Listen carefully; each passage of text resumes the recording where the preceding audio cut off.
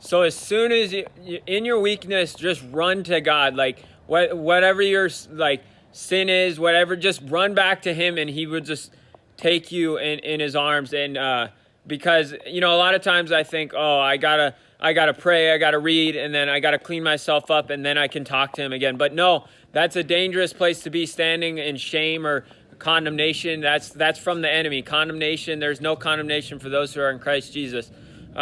So just run back to Him, no matter how awful you feel. Run back to Him, and it makes you just love Him even more. It's just like, why are you doing this? Like you, and it just makes you.